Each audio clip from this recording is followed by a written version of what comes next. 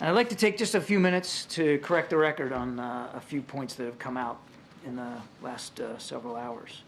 I've seen reporting that the Iranians meant to fail, that this spectacular and embarrassing failure was all by design. I've also seen Iran say that they provided early warning to help Israel prepare its defenses and limit any potential damage. All of this is categorically false. To coin the phrase from the president, or steal a phrase from the president, it's malarkey.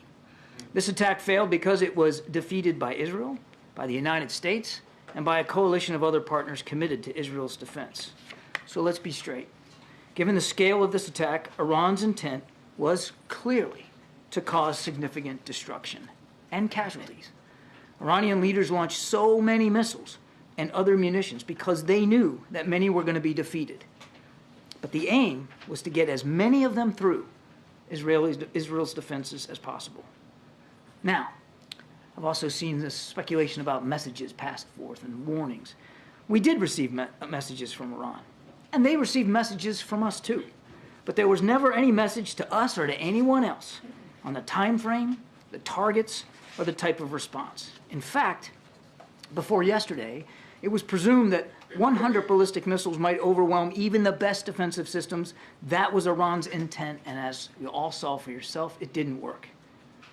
This attack was defeated thanks to our preparations, to a coalition of committed partners, and to Israel's remarkable defensive systems. You just said that the White House were not informed of the timing of the Iranian attack on Israel. But the president told us that the attack is going to be sooner than later, and almost a day after the attack happened. So just can you explain this one? I never said we didn't have an idea. I never said we didn't have information that we could act on and speak to our Israeli counterparts about. What I said was, Iran never delivered a message giving us the time and the targets. No timing. I mean, I want to be clear. This whole narrative out there that Iran passed us a message with what they were going to do is ridiculous. You said a moment ago that it's ridiculous, this narrative, that Iran provided some advance notice about specifics here. But where we're hearing that from, specifically is U.S. ally, Turkey, U.S. partner, Iraq. That's where that information is coming from. So what is the discrepancy exactly that's happening there? I can't possibly answer that question, Trevor. All I'm telling you is it's nonsense. I mean, think about this for a minute. Can you imagine a world in which Iran would pick up the phone and say, hey, we're about to try to schwack Israel with 300 cruise missiles and drones. We just wanted to let you know it's coming. And oh, by the way, here's what we're going to hit. I'm sorry. It just didn't happen. I can't account for what sources might be telling y'all about what they heard. I'm telling you what we heard. And while we did get a message from Iran, and we passed messages to Iran as well, which I won't get into the details of, none of it was, here's the targets, here's the time frame, here's the munitions we're going to put on target. Just on the timing of any type of warning. So are you saying Iran never told a U.S. partner, Switzerland, Oman, any of them, Turkey, Iraq, never gave them any information about the attack they were preparing to launch, and that information never reached the U.S.? The United States had no messages from Iran or from anybody else, as I said in my opening statement, that offered a specific time frame or a specific set of targets or the types of weapons that they were going to fire. So just concretely, why would U.S. partners in Turkey, Jordan, Iraq lie about passing along Iranian messages about any forthcoming attack? I'm not calling anybody a liar here. I'm telling you, from our perspective, what we knew and what we didn't know, and we were able to help with Israel's defenses because we had information that we had received and Israel had received through our own efforts. But it never came as some sort of message from Iran with, I mean, the timing and the target.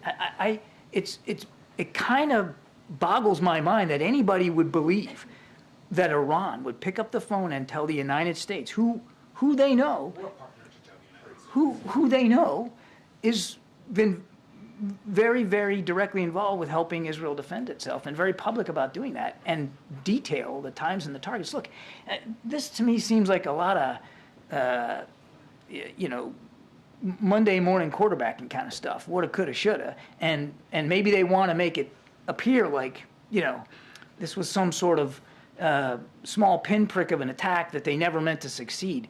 You can't throw that much metal in the air, which they did, in the time frame in which they did it, and convince anybody realistic that you weren't trying to cause casualties and you weren't trying to cause damage. They absolutely were.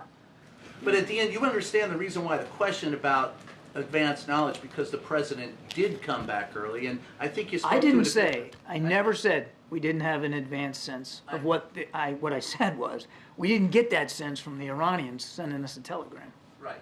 But as Peter asked, I believe, we were told, not specifics, but that something was going to occur.